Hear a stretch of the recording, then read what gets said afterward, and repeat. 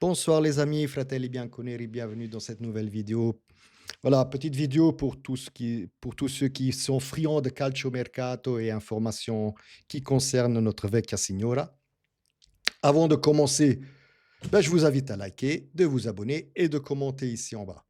Voilà, juste dernière info, une petite, pas une dernière, une première info, ça ne concerne pas la Juve, mais plutôt l'Inter, où je viens d'apprendre, il y a peut-être une heure de ça, que Adrian Chivu sera le prochain entraîneur de l'Inter l'année prochaine, suite au départ d'Inzaghi à l'Al comme je l'avais dit il y a 2 jours.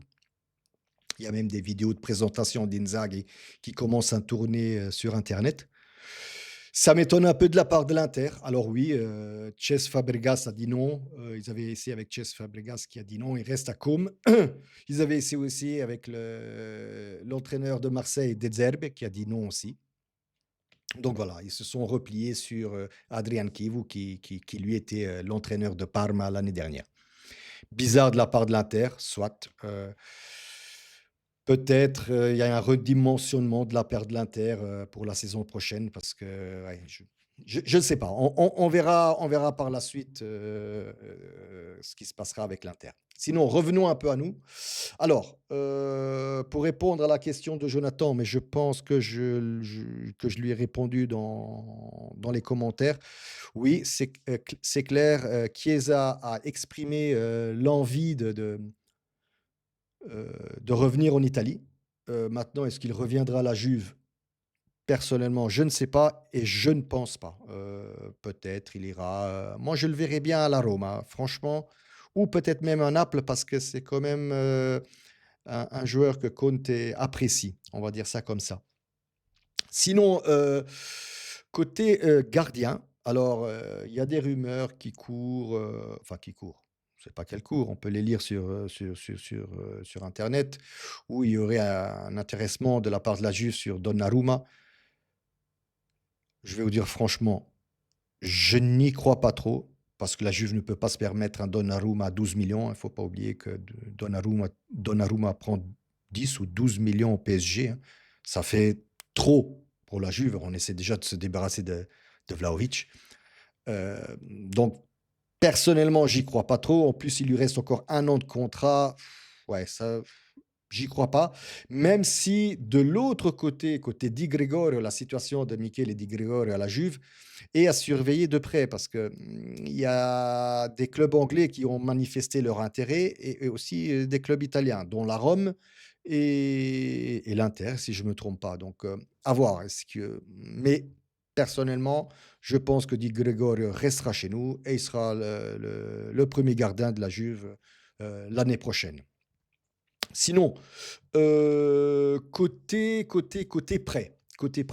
Donc, Randal, Kolo donc a fait pression pour rester à la Juve et il aimerait qu'un accord soit trouvé, avec le PSG avant de partir, la semaine prochaine. Je crois qu'ils partent mardi prochain ou mercredi prochain en Amérique.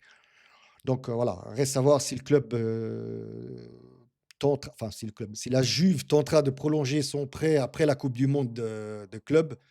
Voilà, je ne sais pas, c'est clair que le premier prêt de ces 6 derniers mois, c'était un prêt sec, donc il devrait retourner au PSG.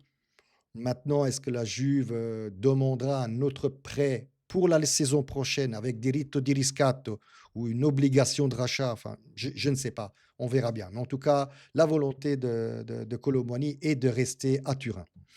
Sinon, un autre joueur qui était en prêt, qui était arrivé, en janvier, c'est Lenny Kravitz. Non, non, je parle de Renato Veiga. Chaque fois que je le vois dans une photo, il me fait penser à Lenny Kravitz. Joueur de 22-23 ans que j'ai apprécié. Il nous a bien aidés. Mais voilà, il va quitter la Juve après, ces 6 mois de prêt et retourne au Chelsea. Donc, le Portugais ne restera pas à Turin. Je l'aurais vu comme un excellent remplaçant, franchement, mais voilà, le Chelsea Vega voulait aussi rester à Turin, mais Chelsea on demande beaucoup trop, hein. Je crois qu'ils en demandent 50 millions et franchement, Veiga, ne vaut pas les 50 millions comme demande, Chelsea. Voilà, ça, c'était pour les joueurs en prêt. Kelly, ben, on ne sait il y a rien, désolé, je peux rien vous dire sur Kelly Lelli. Quelle est l'autre info que j'ai vue? Attendez, attendez, attendez. Ah voilà, l'info de l'ère, scouting, l'area scouting, Tognozzi pardon, qui j'avais dit, il y a 2 jours que sans doute, il serait responsable de l'area scouting, mais non, il n'en sera rien. En gros, selon toute vraisemblance, il partira pour l'Arsenal. Je dis dommage, dommage, parce que c'était un bon, responsable, scouting. Tant pis pour nous, tant pis pour nous. A priori, il sera remplacé par un collaborateur, de Damien Comolli qui donc il a déjà travaillé avec lui au FC Toulouse. Désolé, je ne me rappelle plus du nom. Je sais qu'il est albanais. Attendez, je vais chercher le nom, 2 secondes. Victor Besani, donc voilà, un Albanais de 40 ans. Heu, Encore une fois, je le redis, je ne le connais pas, donc je ne vais pas le juger, hein, désolé. Je connaissais un peu, Tognozzi, parce que justement, Yildiz, Savona, Huijsen, en disaient beaucoup de bien. Maintenant, voilà, ce Victor Besani, désolé, si j'écorche un peu son nom, je ne le connais pas, donc je ne voilà. Tout ce que je sais, c'est que ce sera lui a priori, le responsable de l'area scouting. Voilà. Côté directeur sportif pardon, bah, toujours rien. Donc Giuntoli est parti, comme je vous l'avais annoncé. Par contre, je ne vois pas un directeur sportif arriver. Ce qui m'inquiète un peu, je vais vous le dire franchement, je ne sais pas quel club, peut se permettre et surtout la Juve peut se permettre de ne pas avoir un directeur sportif, à moins que Damien Comolli veut faire tout seul, je ne sais pas, à voir. Et sinon, côté dernière info, donc côté entraîneur, Comolli a donné, pleine confiance à Tudor. Donc voilà, au moins on sait que l'entraîneur pour, cette coupe du monde, par club sera Tudor. Est-ce qu'il restera la saison prochaine? On ne sait toujours pas, puisque Tudor, oui, il a un contrat avec une option pour l'année prochaine, mais ce n'est qu'une option, donc cette option peut toujours sauter.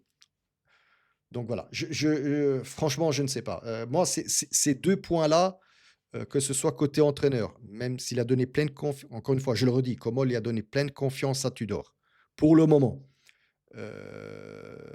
Donc le point entraîneur et le point directeur sportif, Diès, commence sérieusement à m'inquiéter. Moi, j'aimerais que ces 2 points-là, ou au moins un des 2, soit enfin tranché, avant que la Juve parte, pour les États-Unis, avant cette coupe du monde. Voilà, rester comme ça dans l'attente, ça m'inquiète un peu parce que, je me vois mal la Juve sans directeur sportif et je vous dis pourquoi, parce que si on n'a pas de directeur sportif, qui ira, négocier, acheter des joueurs? Et de l'autre côté, même si on n'est pas sûr de l'entraîneur pour la saison prochaine, c'est quand même l'entraîneur qui va faire des demandes au directeur sportif de certains joueurs, certaines caractéristiques, vous voyez, les 2 sont un peu, comment je vais dire? Connectés entre eux et voilà et cette partie-là, franchement, me fait peur. Alors j'espère que, comme je l'ai dit, avant qu'on parte, enfin avant qu'ils partent, parce que moi je pars pas. Avant qu'ils partent pour les États-Unis, ça sera tranché, l'un ou l'autre, et que surtout au retour, donc fin juin et début juillet, on commence sérieusement à regarder au niveau du mercato qui s'ouvre officiellement pour tout le monde, hein, le 1er juillet, qu'on commence un peu à faire de la prospection. Voilà. Bah, je pense que je suis arrivé à la fin de la vidéo. Donc, come sempre, fino alla fine, forza Juve ragazzi.